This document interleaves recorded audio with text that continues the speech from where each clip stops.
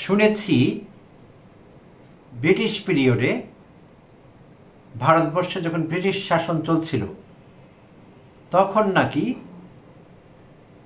Executive পোস্টগুলোতে অর্থাৎ সরকারের বড় পজিশনগুলোতে যেনতেন পরিবারের কাউকে নিয়োগ করা হতো না।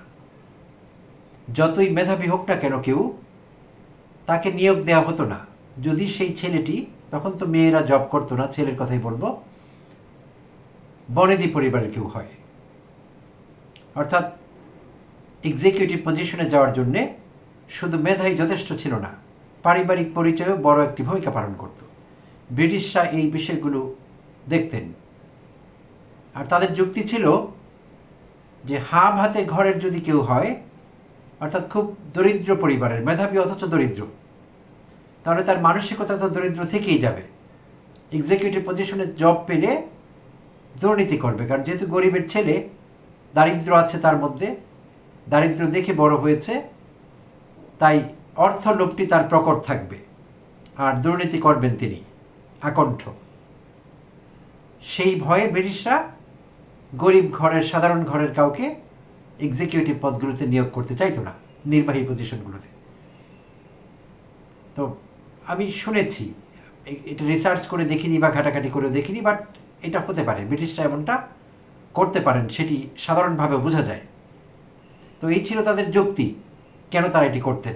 তারা নিশ্চিত হতে চাইতেন যে অপেক্ষাকৃত সচ্ছল ঘরের ছেলেরা এক্সিকিউটিভ পজিশনে আসুক, তাহলে তাদের খিদে কম থাকবে, অভাব কম থাকবে, অভাব বোধ কম থাকবে, কারণ পয়সা দেখে বড় হয়েছে। তাই হঠাৎ করে পয়সা দেখলে বা পয়সার জায়গার আশেপাশে গেলে হঠাৎ করে লোভী হয়ে পড়বে না, এরকম একটি ধারণা থেকে তারা সম্ভবত সেই কাজটি করত। তো তখনকার প্রেক্ষাপটে হয়তো তাদের সেই ধারণা ঠিক ছিল, তখনকার প্রেক্ষাপটে, যদিও এটি একটি ডিসক্রিমিনেশন। কারণ তাহলে গরিব বা সাধারণ পরিবারের মেধাবীরা কি কখনো এক্সিকিউটিভ পজিশনে যেতে পারবে না? তাহলে যাবে কীভাবে তারা? যেতেই পারবে না, তাদের রাস্তায় তো বন্ধ হয়ে গেল। তো সেইটি নিঃসন্দেহে একটি ডিসক্রিমিনেশন ছিল, বাট তারা তাদের মতো করে সেটিকে জাস্টিফাই করবার চেষ্টা করত। তো তখন হয়তো তাদের চিন্তাটি তখনকার সময়ের জন্য তাদের মতো করে ঠিক ছিল যে বনেদি পরিবারের, অভিজাত পরিবারের কেউ হলে যে টাকা পয়সা দেখে বড় হয়েছে সে দুর্নীতি করবে না। এখন আমরা কি দেখতে পাচ্ছি, যদি এখনকার বাংলাদেশের কথা ধরি, বর্তমান বাংলাদেশ প্রেক্ষাপট, এখন বাংলাদেশে যারা দুর্নীতি করেন বিভিন্নভাবে, বিভিন্ন পজিশনে থেকে, সরকারি কর্মকর্তাও হতে পারেন, রাজনীতিবিদ হতে পারেন, কোনো সরকারের উপদেষ্টা হতে পারেন। তো এই যে পজিশনের লোকগুলো, ম্যান অফ প্রোফাইল, ওমেনও হতে পারেন। তো তারা যে দুর্নীতিগুলো করছেন, তারা কি সব দরিদ্র পরিবারের? তারা কি সব হাম হাতে ঘরের? হাম হাতে না, সত্যি না এটি। এখন তো দেখছি উল্টো বিষয়টি, গরিবের ছেলে মেয়ে হলে ভয় থাকে, একটু ভয় থাকে তার মধ্যে, দুর্নীতি করলেও রেখে ঢেকে করে, একটু রয়ে সয়ে করে।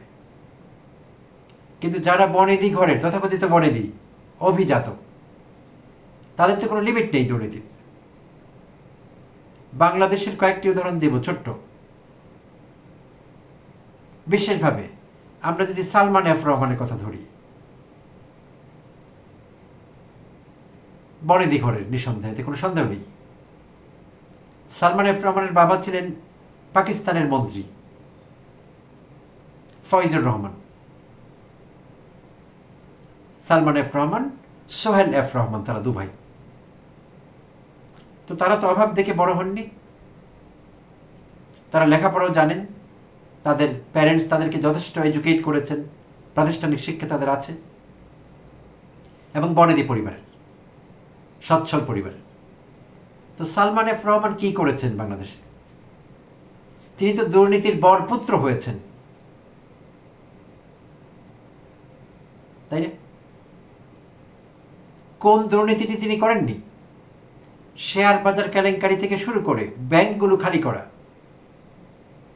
হাসিনার স্বৈরাচারকে সর্বতভাবে সহযোগিতা করা। কেন?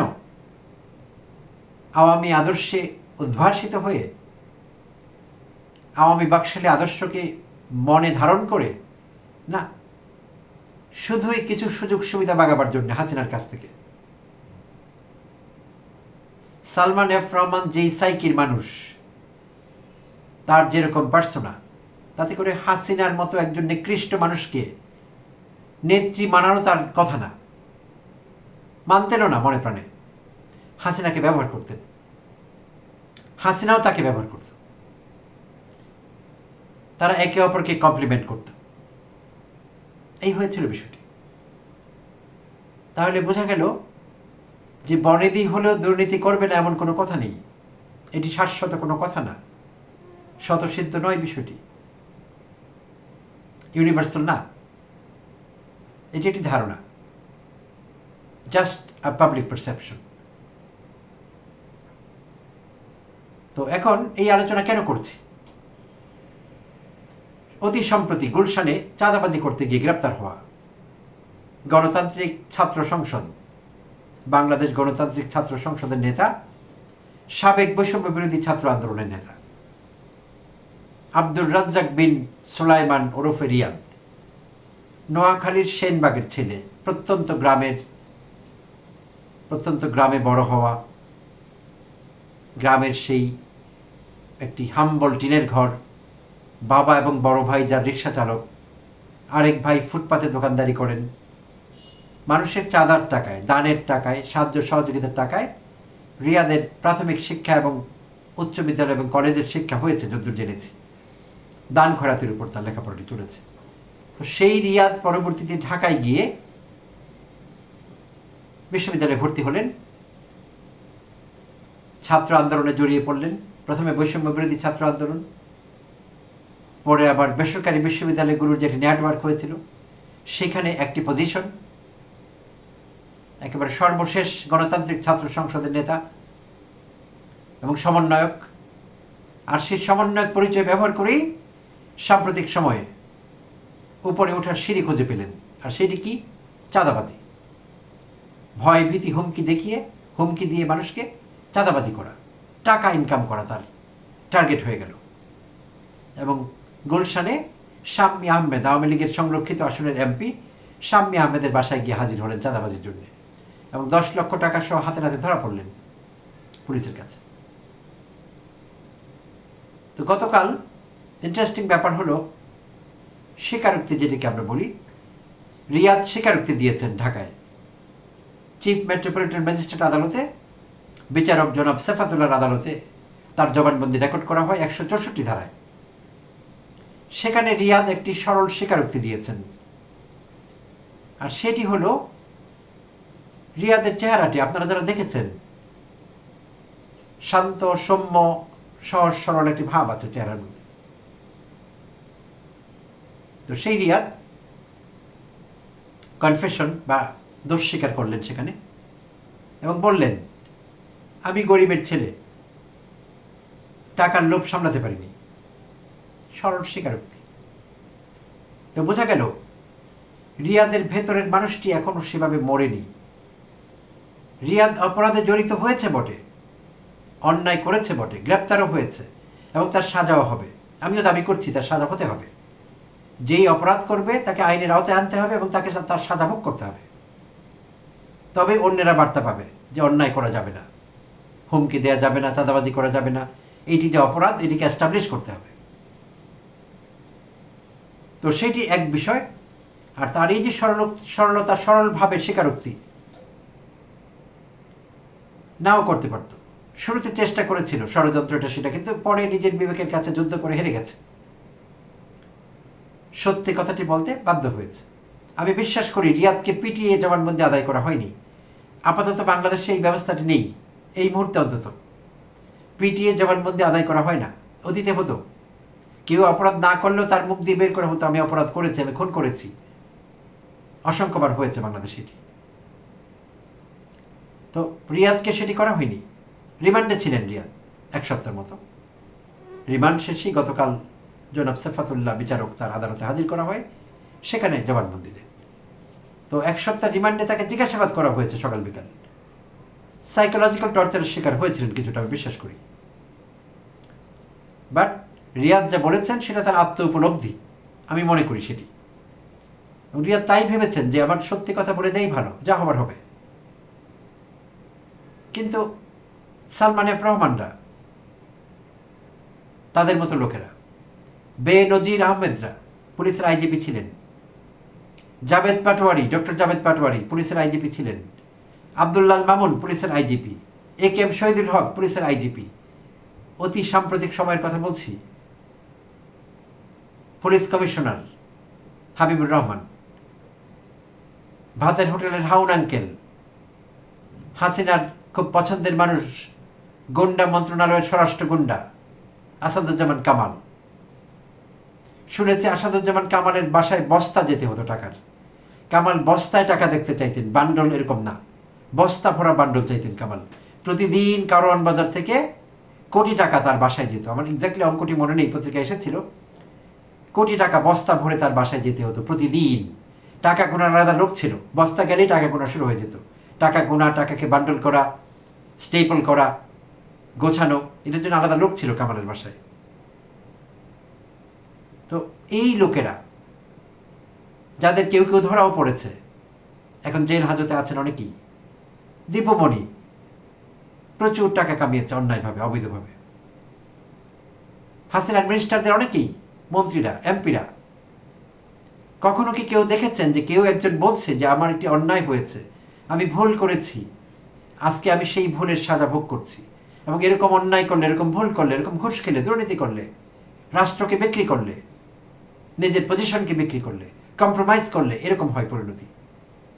আজ পর্যন্ত কেউ একটি লোকের নাম বলতে পারবেন যে তার বিবেকের কারণে স্বীকারোক্তি দিয়েছে, নিজের থেকে বিবেক বাধ্য করেছে, বিবেক তাড়িত হয়ে কনফেশন দিয়েছে? একটি লোকের নাম বলতে পারবেন? পারবেন না কেউ। বরং যে কোনো কিছুর মুখে তদন্ত, জেরা, ইন্টারোগেশন, জয়েন্ট ইন্টারোগেশন সেল, কোনোভাবে তারা কখনো বলেন না যে আমি এই অপরাধটি করেছি, এটা অন্যায় করেছি। মনের দিক থেকে মন খুলে বলা, শাস্তি পেতে রাজি আছি, একটি লোকও বলেননি। বরং নির্লজ্জের মতো বলেছেন আমার বিরুদ্ধে ষড়যন্ত্র। এগুলো সত্যি না, বিষয়টি এরকম না। বাজারের টাকা জমিয়ে গাড়ি কিনেছি, বাজারের টাকা জমিয়ে গুলশানে ফ্ল্যাট কিনেছি, এরকমও বলা হচ্ছে। তো এই জন্যই আসলে রিয়াদ নিয়ে কথা বলা। তো রিয়াদের এই সরল স্বীকারোক্তি আমার খুব ভালো লেগেছে। এটি হওয়া উচিত আসলে। প্রত্যেকটি অপরাধীর, বড় বড় অপরাধ যারা করেছে, তাদের স্বীকারোক্তি দেওয়া উচিত নিজের থেকে, স্বতঃস্ফূর্তভাবে। কোনো এক্সটার্নাল ফোর্স নিয়ন্ত্রণ করবে এরকম না, মারপিট খেয়ে সত্যি বা মিথ্যে বলবে এরকম না। মনের থেকে যে আমি একটা পজিশনে ছিলাম, আমি আমার পজিশনকে ব্যবহার করেছি, অন্যায় করেছি, আনএথিক্যাল ছিল বিষয়টি, এরকম স্বীকারোক্তি দরকার। বোধোদয় দরকার, যেটি অন্যায় আমি করেছি সেটি, এবং সেই জন্য আমি আজ এই ফল ভোগ করছি। হাসিনার কথাই যদি ধরি, হাসিনা এখনো জিজ্ঞেস করে আমার অপরাধ কি, আমি কি করছি? যেমন নিকৃষ্ট স্বৈরাচারী, নিকৃষ্ট মিথ্যাবাদী, নিকৃষ্ট কপট, ভণ্ড, নৃশংস মানুষ। সেই মিথ্যাবাদী মহিলাটি এখনো বলছে আমি কি করছি, আমার অপরাধ কি, কি করেনি সে? কিন্তু অনুশোচনা আছে। আওয়ামী লীগের একটি লোকের পদাধিকারী যারা ছিলেন, রাজনীতিবিদ, এমপি, মন্ত্রী, সরকারি অফিসার, আওয়ামী মনোভাবাপন্ন একটি লোক কখনো বলেছে? বলেনি। একটি লোকের মধ্যে কোনো অনুশোচনা বিন্দুমাত্র না। এটি কি অস্বাভাবিক না? আওয়ামী পরিবার তো একেবারে ছোট না। এটা তো সত্যি কথা যে এখনো আওয়ামী লীগের লক্ষ লক্ষ কর্মী সমর্থক আছে বাংলাদেশে, কিন্তু একজন মানুষও কি কখনো বলেছে যে আমি অন্যায় করেছি, আমার দল অন্যায় করেছে, আমি নাকি খত দিচ্ছি, আমি তওবা করছি, আমি আর করবো না এসব অন্যায়, আমার থেকে ভুল হয়ে গেছে? বলেনি কখনো। তাই কাউকে কাউকে বলতে শুনি তুই তো আওয়ামী লীগ, তুই তো মানুষ না। অর্থাৎ অমানুষ আর আওয়ামী লীগের সদস্য, সমর্থক, নেতা, মন্ত্রী, মেম্বার একই, সমার্থক হয়ে গেছে দুটো। তুই তো আওয়ামী লীগ, তুই তো মানুষ না। তুই তো ছাত্রলীগ, তুই তো মানুষ না। কেন? কেন আমাদের বিবেক নেই, বিবেক মরে গেছে। তো রিয়াদের এই স্বীকারোক্তি আমি আশা করছি অনেককে ভাবতে সাহায্য করবে, ভাবাবে অন্তত। রিয়াদের মতো করে স্বীকারোক্তি যদি নাও দিতে পারে, এত সাহস যদি এই অসভ্য লোকদের নাও থাকে, ভাবাবে অন্তত তাদেরকে রিয়াদের এই স্বীকারোক্তি। রিয়াদ একটি বাচ্চা ছেলে, কত হবে ওর বয়স? 22, 23, 24। তার মধ্যে যদি আত্ম উপলব্ধি হতে পারে, তাহলে বুড়োদের মধ্যে না কেন? যারা 30, 40, 50 বছর ধরে রাষ্ট্রটিকে লুটেপুটে খেয়েছে, গুপ্ত হত্যা করেছে, নৃশংস হত্যাকাণ্ডের সাক্ষী থেকেছে, সহযোগী হয়েছে, হুকুমদাতা হয়েছে নানাভাবে, তাদের আত্ম উপলব্ধি কোথায়? এই প্রশ্ন রেখেই শেষ করছি। ভালো থাকবেন সবাই।